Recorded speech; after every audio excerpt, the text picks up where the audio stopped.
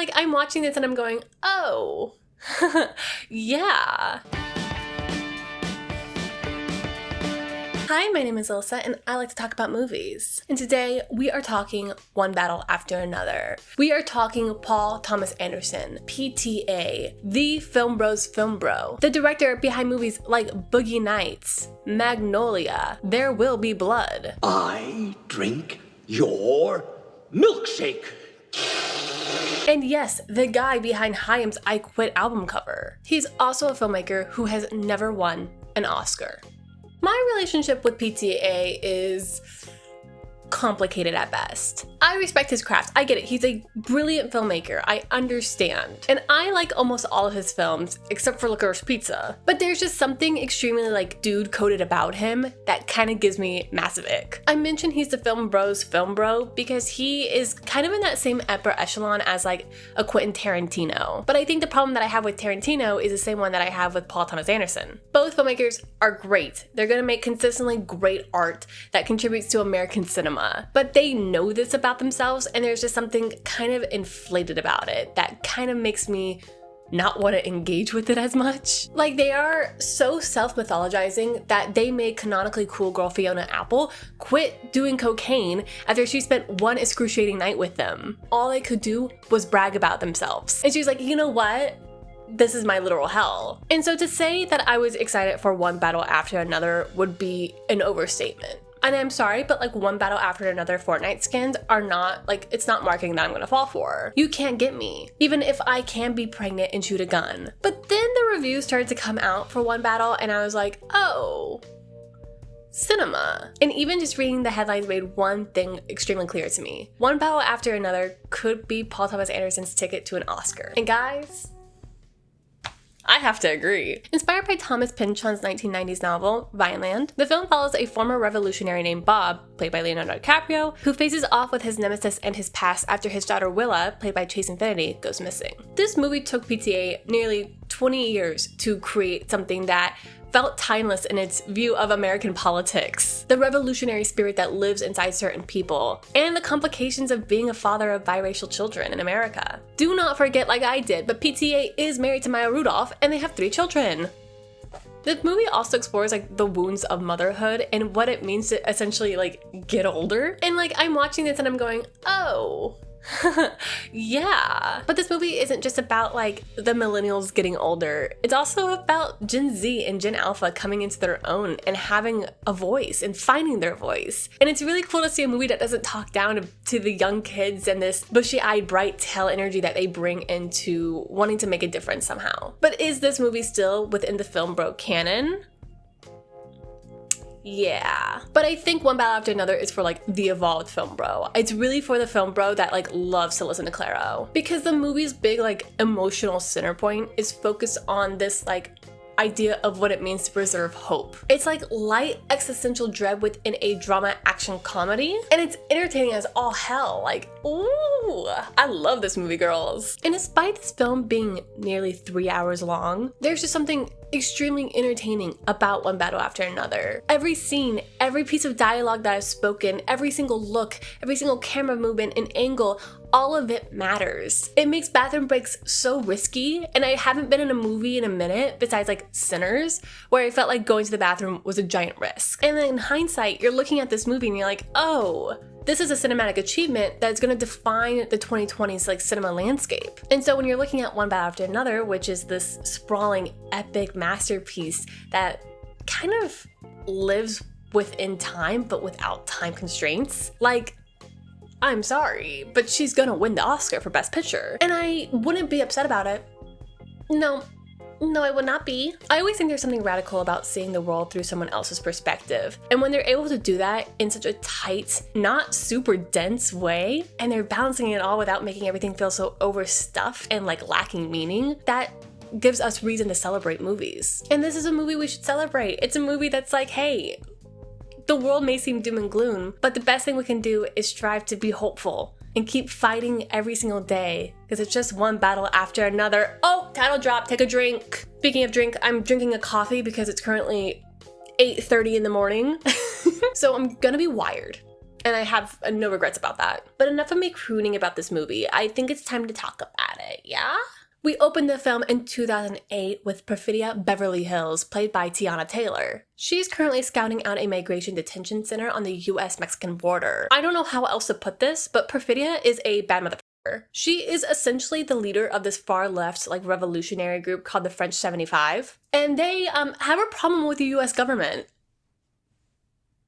Crickets, no one's surprised. And they are gonna f some shit up. Something you need to know about the name Perfidia. PTA found the name from a Spanish song, also called Perfidia, which tells the story of a man lamenting over the unbearable loneliness he feels after his wife abandoned him. The name also translates from Latin into English as treachery, faithlessness, and deliberate breach of trust.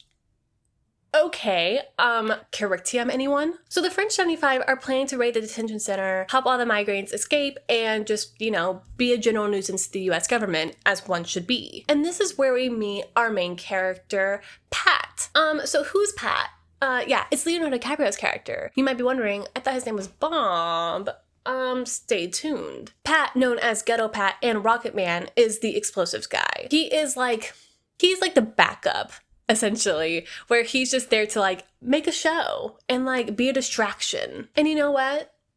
It works. The raid goes so great, everyone. Perfidia even gets to humiliate Colonel Stephen Lockjaw, played by Sean Penn, by making him stand up. And guys, this sparks so many things. This is the thing that opens the floodgates. As Pat and Perfidia are falling in love while bombing politicians' offices, banks, power grids, maybe they're showing us how to blow up a pipeline, Stephen Lockjaw is being an absolute creepazoid. Yeah, no, we don't like him. He ends up cornering her while she is planning to bomb a government building and is like, I will let you go if you meet me at a motel at midnight, yeah?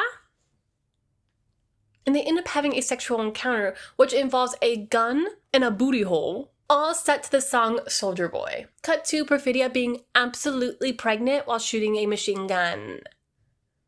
Fortnite skin. But Perfidia's not gonna let being pregnant stop her from being a revolutionist. No! The revolution will not be televised. But this does concern Pat. He's like, well, you're having a child. We should really think about being parents. And this kind of shows that Pat is not a revolutionist at heart. He's settling into his domesticality, which there is nothing wrong with that, but that is not who Perfidia is. And so when baby girl Charlene is born, Perfidia is having a rough time. Pat gives all his attention to Charlene because she is a baby, while Perfidia is kind of withdrawing into herself and feeling really bitter and jealous towards her kid because she's not getting the attention she once got. She doesn't feel good about herself anymore. She doesn't feel like she has purpose like she once did. So all these feelings of longing and wanting kind of manifest themselves into a very unhealthy way when Perfidia shoots a cop during a bank robbery.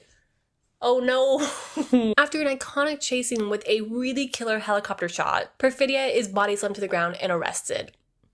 Pour one out for our girl. Stuck with nowhere to go, Lockjaw offers Perfidia a chance to not be in jail for the rest of her life by saying you have to do two things. Say you love me and you can't live without me, and then two, give up all your comrades. And so Perfidia, who is about self-preservation, agrees to these terms. And something I want to point out in this scene, while Perfidia is becoming a rat, she is cornered. She has no options. And the visual language does a really good job of showing this. This is a movie where the camera does not stop moving. The only time it stops moving is when characters are trapped into corners where they have limited options. There's no place to go. They have to escape the conflict head on. And they often have to make choices that they don't want to make in the name of self-preservation. And that's called visual language, baby. Look it up. In a montage after Perfidia agrees to give up her comrades, we see each one of them either be arrested or shot, which does include Alana Haim's character in her cunty Dark Betty wig. Pat flees with Charlene, taking on these new identities as Bob and Willa Ferguson. Before they leave, they are given devices that will play a melody when they are within 100 meters of each other. So with these new identities and these safety precautions put into place,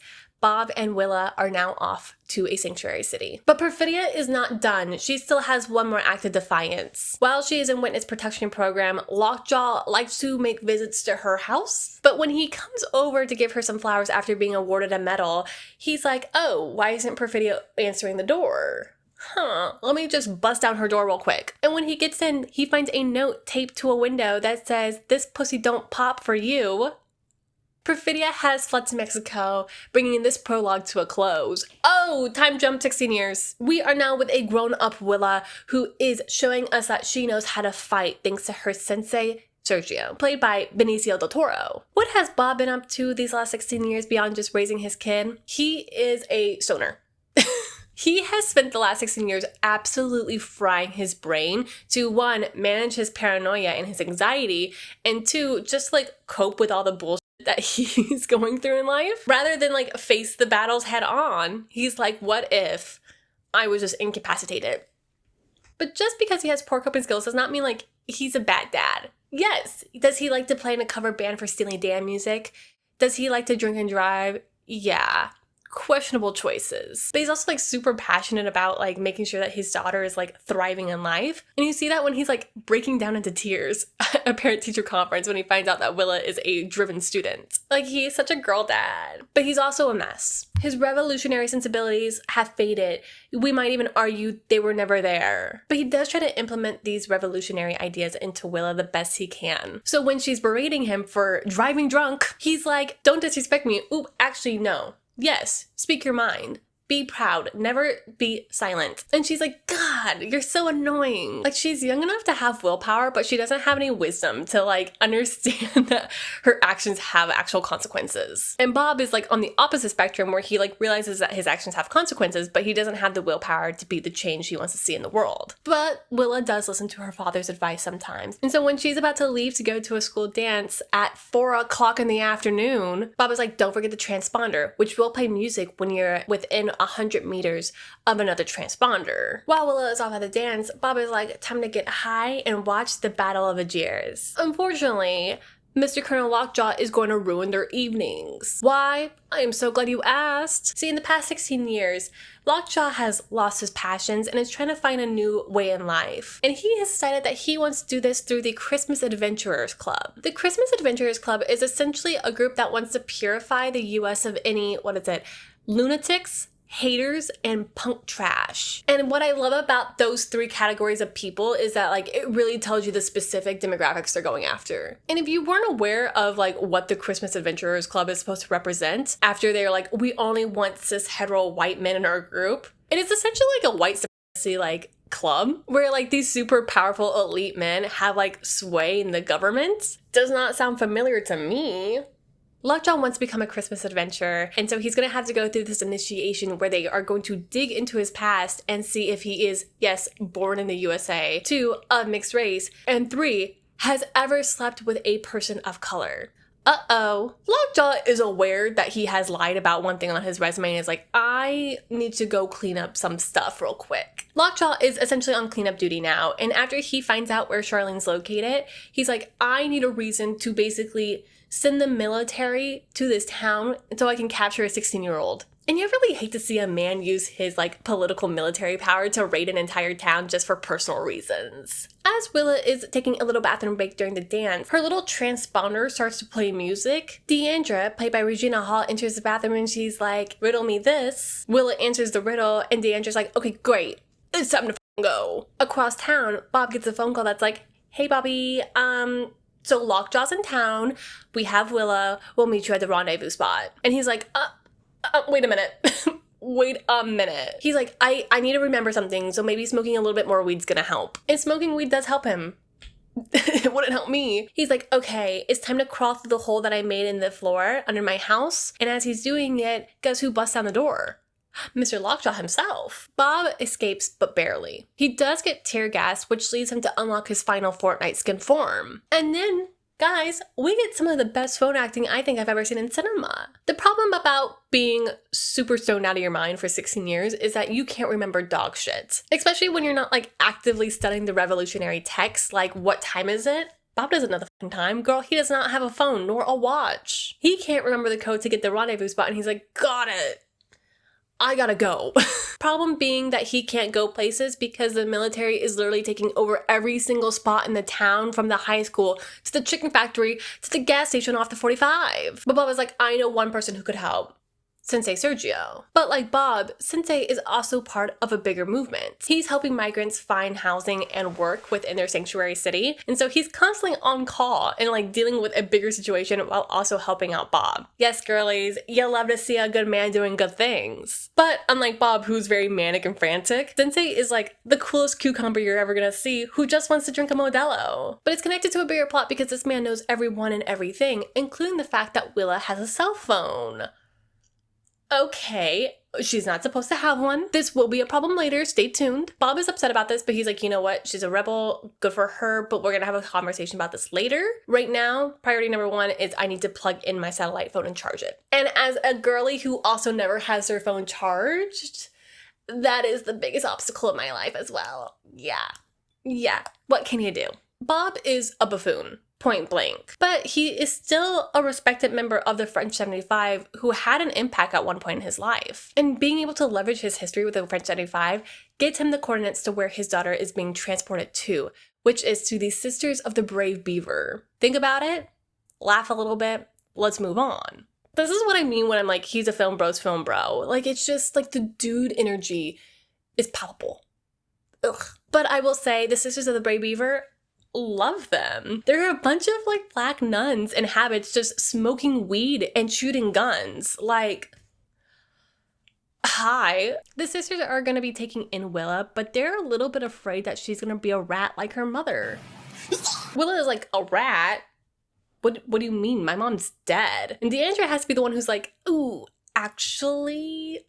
She kind of explains that like people lie to each other to like protect them, when in reality, it's doing more harm than good. You're not facing the problem. You're just avoiding it at all costs, but eventually it's going to come back and bite you in the ass. And she's like, yeah, like when you lied to me and told me you didn't have a cell phone, and then your cell phone rang, giving away our coordinates. Interesting. Why would you do that? And the sisters at the Brave Beaver are like, oh, she's showing some rat tendencies. Interesting. So now Lockjaw kind of knows where Willa is, and it doesn't take him long to find her. He finds her within like a moment and does a DNA test on her, which apparently you could just take on the road. You'll learn something new every day. Spoiler alert, Lockjaw's Willa's dad.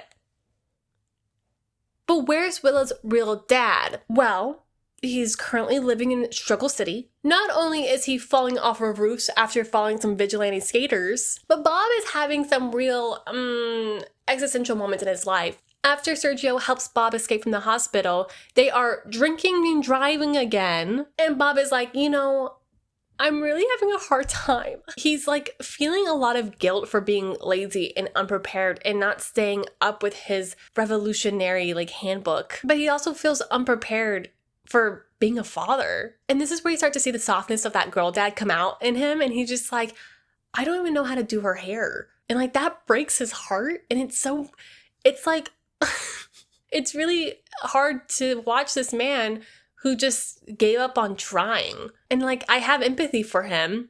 But at the same time, I'm like, hey, maybe we could have realized this sooner. But the fact that he's realizing it at all is, we'll take it. And I think that's like the point of the movie's title. Like, life really is just one battle after another. Title drop, take a drink. But it's how you are shaped by these battles and how you move forward in life rather than backwards or stay stagnant that really shows you who you are and what you want to bring into this world. Sure, you might hit a ceiling like Bob has, but it's what you do within your limitations that you can feel proud of and foster hope into yourself, into your community, into your loved ones. And that hope can go a long way, especially when you care about people. And you know who cares about Bob?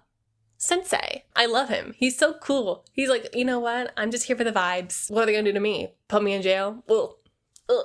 The cop is telling Sensei, he's like, okay, you need to channel Tom Cruise, Bob, and jump out the window now. Bob is like, I do not have the confidence, nor am I Tom Cruise. And Sensei is like, okay, then I'll push you. But armed with a gun and new wheels, Bob is ready to go find his daughter. When he makes it to the Sisters of the Brave Beaver, he's made it in time to find Willa being dragged to a car by Lockjaw. Yikes-a-doodle. You're probably wondering, what is Lockjaw gonna do with Willa now that he knows that she's his daughter? Babe, he's gonna kill her. Well, he's not gonna kill her. He's gonna take her to a bounty hunter that's gonna take her to some white supremacists who'll kill her because a bounty hunter does not kill teenagers and Lockjaw's a pussy. Luckily, the bounty hunter has a conscience, and after he drops off Willa to the white supremacy hate group that's just in the woods, he's like, maybe I should help her out. And this is how we get a all-out shootout that ends up ending the bounty hunter's life, RIP, but gives Willa the opportunity to escape. Bob still thinks that Lockjaw has Willa, so he is hot on Lockjaw's trail. But do you know who else is on Lockjaw's trail? Tim. Now, who is Tim? I am so glad you asked. He is the cleanup man for the Christmas Adventurers. Remember this plot point? Turns out that during their audit of Lockjaw, the Christmas Adventurers found out that he might have a mixed race child. Rather than just going no, we don't want him, they're gonna kill Lockjaw. So yeah, Tim shoots Lockjaw in the face. No one's mad about it. So when Bob pulls up to see that Lockjaw has been shot in the face and has crashed his car, he's like, where is my daughter? Willa is currently in her getaway car, met you at the motel bar, stole the money and took the keys, and that was the last time you ever saw me. Unfortunately, Tim is also hot on Willa's trail because she is evidence of Lockjaw's indiscretions, I guess. And guys, there is nothing scarier than a man in a Mustang. Oof, let me tell you. But who is that behind Tim? It's Bob. Willa doesn't see Bob because she's really focused on the Mustang that's driving up behind her on these hilly ass roads. And she's like, what if on this upcoming hill where you can't see over it, I park my car, get out, hide behind this little dune, and wait for him to crash. And that's exactly what happens. And when Tim stumbles out, she's like, say the password, bitch. And he's like, what password? And she goes, okay, got it. And shoots him dead. The sins of the mother and the father become the sins of the daughter. Some would say that Miss Willa is traumatized by this incident, as she should be. And she's like, what the hell's happening? When Bob pulls up, he's like, hey girl. How you doing? And and she knows that it's her father because the transponders start to play the music. And she's like, okay, I know that this is a sign that we're cool, but guy, you gotta explain what's been going on. Bob pleads with his daughter. He's like, I understand this is a lot and I'm so sorry. And I tried to protect you from this. And it sucks that it caught up with us and put you at the center of this fucking fiasco. But know that I will always be here to help and protect you the best I can. Bob might not be her father, but he is the father that stepped up. Willa finally puts the gun down and her and Bob hug, reunited finally. And he's like, let's go home. You guys want to know something wild? Lockjaw isn't dead. No girly pop, he's just disfigured. He's still cooking and desperate to be in the Christmas Adventurers Club. So desperate that he's like, I was R-word by a semen demon. Do we believe? The Christmas Adventurers are like, yeah, we believe. Come and look at your beautiful corner office. Oh, I forgot the key. Let me just lock the door behind me, flip a switch, and turn on some poisonous gas that kills Lockjaw. That man does not get an RIP from me. I'm so sorry. Sometime later, Bob gives Willa a letter that is written by Perfidia. In the letter, Perfidia expresses a lot of guilt and pain for not being the revolutionist she wanted to be, and also not being the mother that she thought she could be for Willa. She expresses hope that Willa will continue to be the change that she hopes to see in this world, and that she hopes her daughter can forgive her for her actions that cut her family super, super, super deep. This letter fuels a new passion within Willa, and this girl is ready to fight for her rights. She wants to actually go out and experience this world that she's been sheltered from her entire life. So when she hears there's a protest happening in Oakland, she's like, okay, bye. See you later. Bob is like, okay, be safe. And she's like, I won't.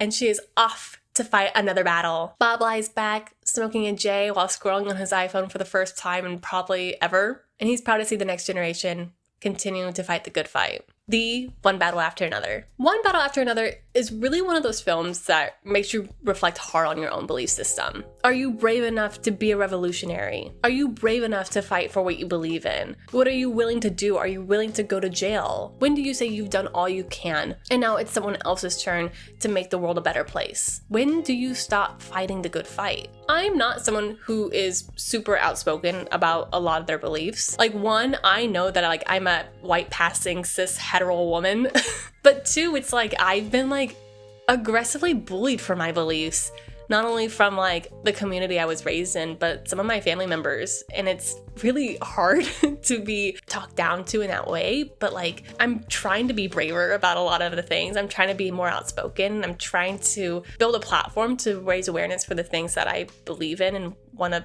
be passionate about and help support communities that need support. And in that way, it's like you have to celebrate movies that try to touch on this very big subject that's very daunting to take on. I think One Battle After Another does it in a way that aligns with Paul Thomas Anderson's ideas of revolution in art, but he is a white guy talking about the hardships of a white guy in an industry that is, I don't know how to say this in a very polite way without pissing people off, but it's like Hollywood is in bed with like the government, and it does raise a lot of money, and it has a lot of conflicting ideas that reflect both the negatives and the positives of what it means to live in America. It is art, but it's also a business, and it's a complicated duality that it's really hard to find a lot of joy in most of the time. But I think what I want to take away from One Battle After Another is that PTA is really trying to fight for hope. He's trying to remind people to like fight for universal truth and connection, because those two things are going to make us stronger as we fight one battle after another.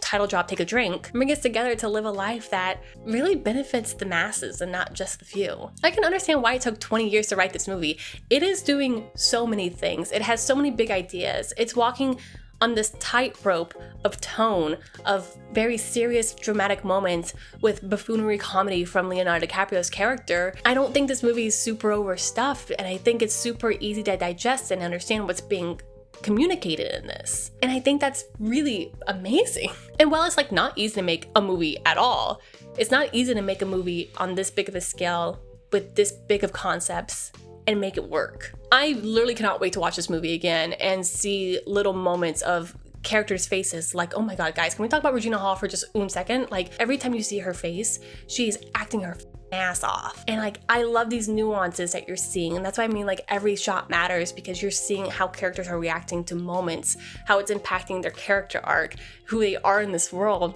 and the consequences that will have on the story. I just think it's so smart and so cool. So at the end of the day, is this the Best Picture frontrunner? Yes. Is it still a film bro movie? Yes. But again, it's for the evolved film bro. It's a reflective movie. It's a movie that leads with empathy. It's a movie that tells us that life is one battle after another, title drop, take a drink, but at the end of the day, the battles are worth it. And with all that said, One Battle After Another is getting an A from me. Wow. I highly, highly, highly recommend that you go watch this movie if you can.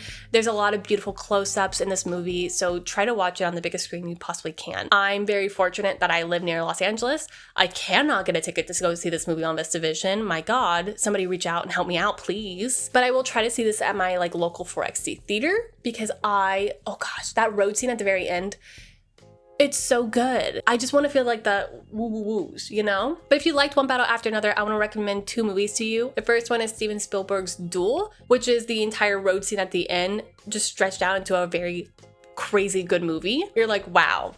Did not know road rage could go so hard. And then the second movie is Dog Day Afternoon, which follows Al Pacino's character as he robs a bank trying to get money to help his partner transition. It's also like a very revolutionary, radical movie about the fact that our healthcare system is fucked up, our economy is messed up as well, and people do desperate things to help the people they love. But that is all for me today, folks. Thank you so much for being here. Thank you so much to listening to me yap about One Battle After Another. I'd love to hear your thoughts on the movie, so if you want to leave a comment down below telling me what you thought about it, if you think it's gonna win Best Picture, I would love to hear. While you're down there, make sure to leave a like. It really helps out these videos. And if you're not subscribed yet, girl, subscribe. You can also follow me over on Letterboxd, TikTok, and Instagram. All those links are down below in the description. But until next time, go and support your local movie theater, and I will see you in the next one.